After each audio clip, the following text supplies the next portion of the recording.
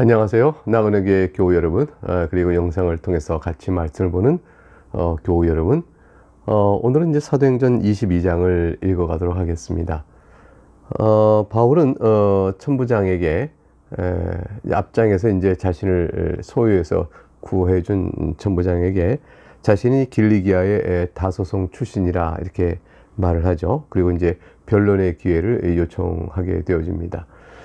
소요를 일으킨 상황을 보고 다급하게 찾아와서 천부장이 백부장 여럿을 데리고 와서 결국 그 소요로부터 바울을 분리시키게 되어졌습니다. 그럴 때 이제 바울이 천부장에게 그렇게 부탁한 것이죠. 다소 출신한 말을 왜 했을까? 근데 다소는 대개 이제 경제적으로 안정이 되고 교육 수준이 높은 지역으로 알려져 있습니다. 그러니까 내가 다소 출신이다라는 말은 내가 교육 수준이 좀 있다라는 뜻을 함축하고 있는 뜻일 수도 있게 되어집니다. 천부장이 헬라어를 아느냐 이렇게 물었고 다소 출신한 말에 여러 가지 생각하고 결국 변론의 기회를 주게 되어졌습니다. 이제 우리는 오늘 본문에서 바울이 어떻게 변론하였는지의 내용을 살펴보게 될 것입니다. 1절부터 말씀을 살펴보겠습니다. 부형들아, 내가 지금 여러분 앞에서 변명하는 말을 들으라. 그들이 그가 히브리 말로 말함을 듣고 더욱 조용한지라 이어 이르되, 나는 유대인으로 길리기아 다소에서 났고 이 성에서 자라 가말리엘 문화에서 우리 조상들의 율법에 엄한 교훈을 받았고 오늘 너희 모든 사람처럼 하나님께 대하여 열심히 있는 자라. 내가 이 돌을 박해하여 사람을 죽이기까지 하고 남녀를 결박하여 옥에 넘겼노니 이에 대제사장과 모든 장로들이 내 증인이라. 또 내가 그들에게서 다메섹 형제들에게 가는 공문을 받아가지고 거기 있는 자들도 결박하여 예루살렘으로 끌어다가 형벌받게 하려고 가더니. 5절까지 말씀을 읽었습니다. 여기서 이제 바울은 자기 자신을 이제 소개하고 있는 것이죠. 특별히 다소에서 났다, 그리고 예루살렘에서 자랐다, 이렇게 말합니다. 이것은 이제 이방에서 사는 유대인으로서는 아주 훌륭한 성장 배경을 갖고 있다는 사실을 말해주죠.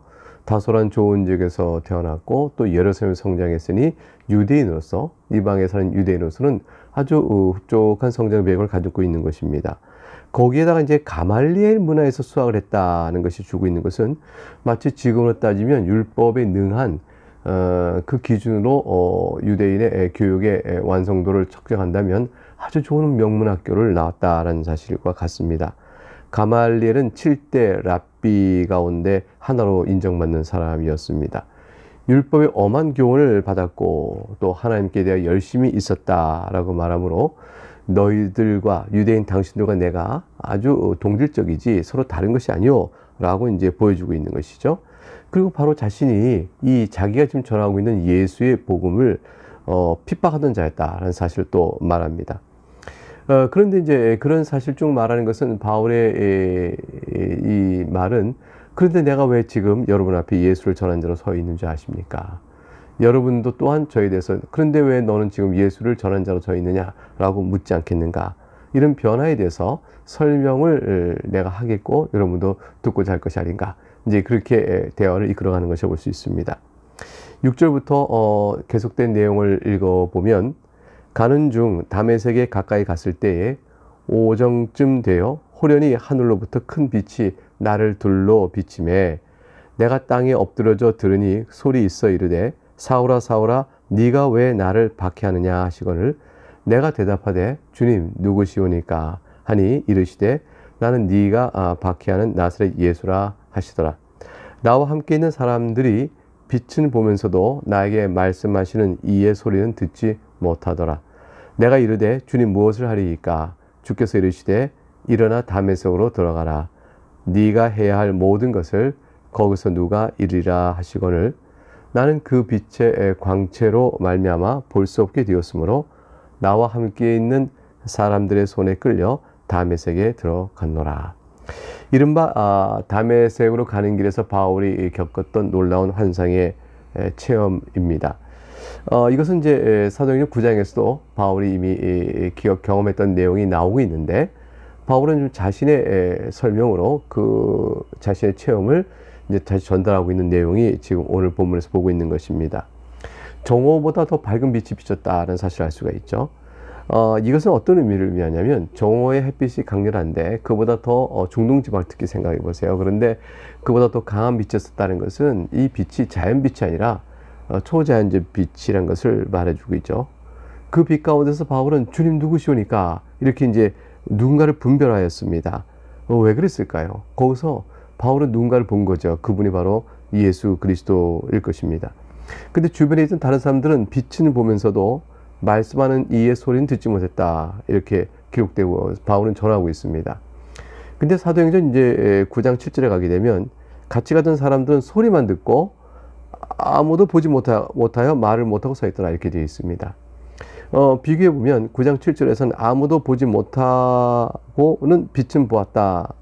이렇게 되어 있는데 이 말은 무슨 말이 되어질까요? 그들은 아무것도 보지 못했다. 그러나 빛은 봤다는 사실은 그들이 빛 가운데 나타나신 예수님을 뵙지 못했다. 이런 뜻이 되어지겠죠. 그리고 또 소리만 들었다고 하였는데 22장에서는 소리는 듣지 못했다. 이렇게 말이 서로 충돌된 것처럼 나옵니다. 그것은 소리는 들었으나 그 소리가 무엇을 뜻하는지 분별하여 깨닫지 못했다. 이해하지 못했다는 것이죠. 그냥 웅웅 소리가 들렸을지 모르겠어요. 그러나 그 소리가 무엇을 뜻하는지 알지 못하는 것을 뜻합니다. 바울은 빛으로 빛 가운데 계신 예수님을 봤고 예수 하신 말씀을 또렷이 들었으나 저들은 빛이 있는 것을 알았으나 그 빛 가운데 계신 예수님을 보지 못했고 무엇인가 소리 나는 건 들었으나 그 소리가 무엇을 뜻하는지 알지 못했습니다. 바울은 즉각 순종해서 주님 무엇을 하여 하리까 라고 고백을 했죠.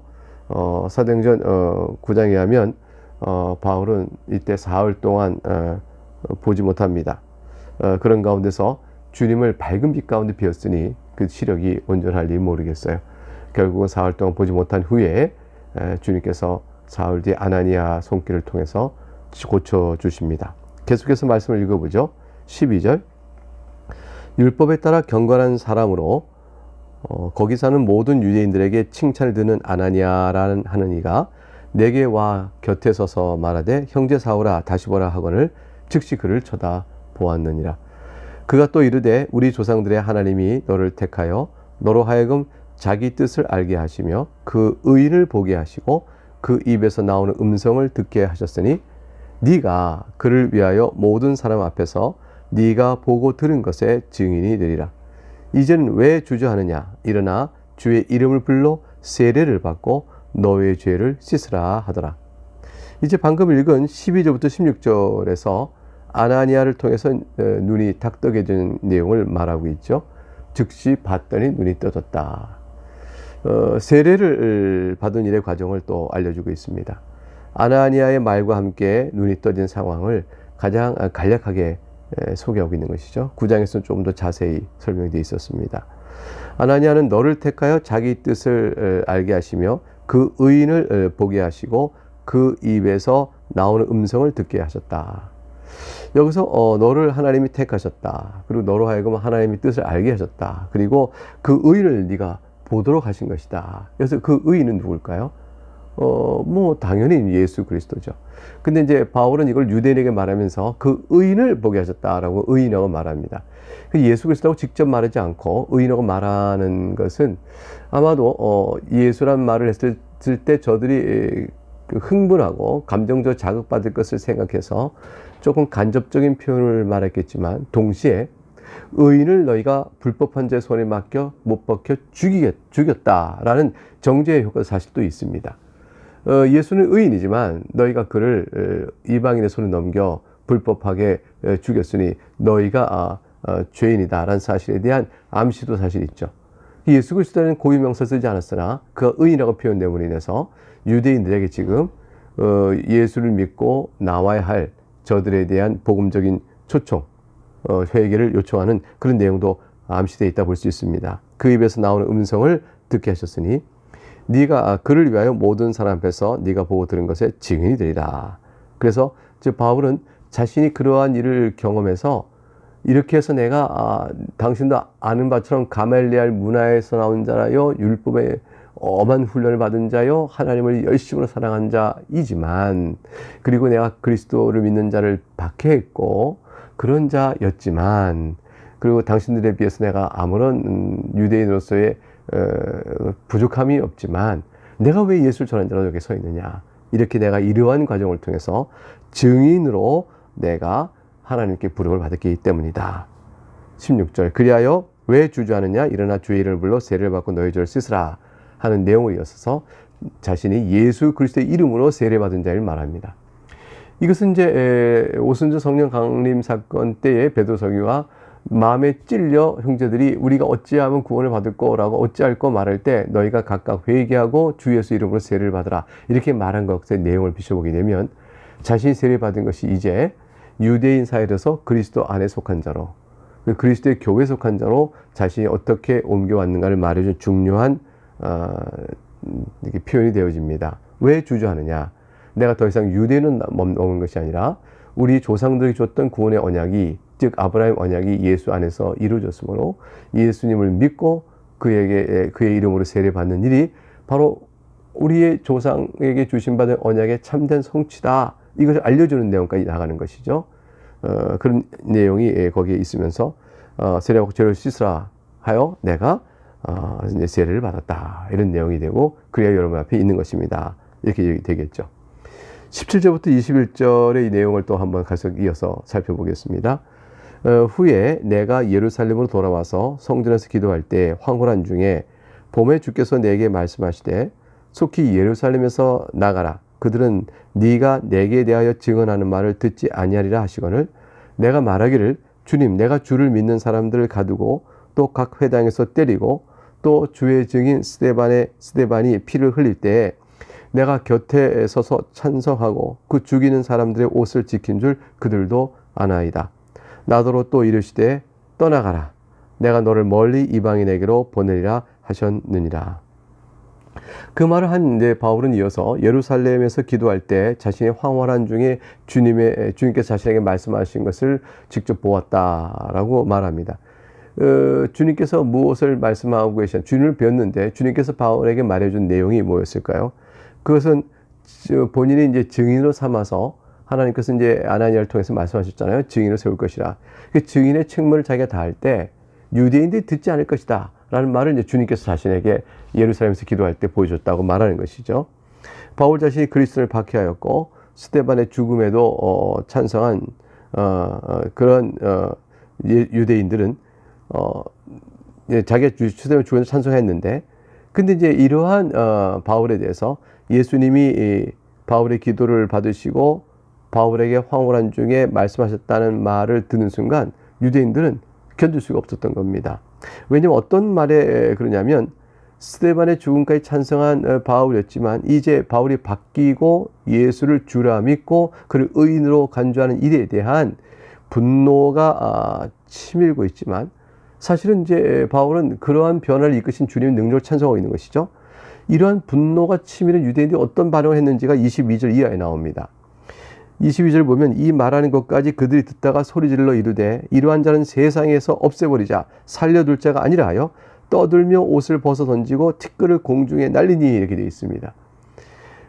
이 말은 지금 사도 바울이 앞에서 내가 너를 증인으로 삼는다 21절에 나도 또 이르시되 떠나가라, 내가 너를 멀리 이방인에게로 보내리라 하셨다는 말에, 그 말을 듣고 저들이 더 이상 듣지 못하고 와 소리 지르면서 살려둘 자가 못 된다 하고 나선 거예요.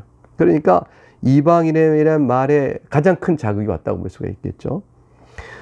유대인들은 바울의 말을 듣다 분노를 참고 듣다가 이방인에게도 예수의 이름을 믿어 구원의 길이 있다는 식의 설명이 되어지자 저들은 이제 그 말에 참아내지 못합니다. 이방인이 어떻게 구원의 일을 받느냐. 유대인 생각에는 이방인은 유대교로 들어와야 하는 것이죠. 근데 유대교로 들어오지도 않고 예수의 이름을 믿어 그들이 구원받는다는 말을 설명하는 과정 속에서 유대인들은 바울의 말을 견딜 수가 없었던 겁니다. 그래서 분노를 터뜨린 거죠. 살려둘 수 없다고 얘기한 거죠. 분노를 표현은 옷을 벗어버리고 그리고 티끌을 공중에 날리는 것으로 표현했습니다. 보통 소요가 크게 일어난 것이 아닙니다. 천부장이 이제 이런 시끄러운 소동이 나자 이제 이걸 어떻게 할까? 그래서 이제 사태를 알고자 해서 바울을 고문하고자 했던 게 24절과 25절입니다. 읽어보죠. 천부장이 바울을 영내로 데려가라 명하고 그들이 무슨 일로 그에 대하여 떠드는지 알고자 하여 채찍질하며 신문하라 한데 가죽줄로 바울을 매니 바울이 곁에 서 있는 백부장도로 이르되 너희가 로마 시민 된 자를 죄도 정하지 아니하고 채찍질할 수 있느냐 하니 천부장은 이제 바울에게 말하라고 허락을 했는데 바울이 말을 하자 이렇게 이런 사태가 벌어지니까 천부장은 굉장히 심각하게 여긴 거죠. 아하, 이거는 지금 무슨 말을 바울이 했는지 알아듣지 못했어요. 왜냐면 히브리어로 말했기 때문에. 그러나 이제 천부장은 사태의 소요를 보니까 유대인들이 격한 반감을 가지고 일어나니 얼른 치안을 위하여 진정시킬 필요가 있고 이 정도로 유대인들이 격분한 걸 보니 바울이 무엇인가 문제가 있다고 짐작하며 히브리어로 말하고 있는 저들, 즉 아람어예요. 그 당시 히브리어를 하지만 그 당시에 구어는 아람어라는 것인데 언어적 뿌리는 같지만 대중을 쓰는 말은 이제 아람어였습니다.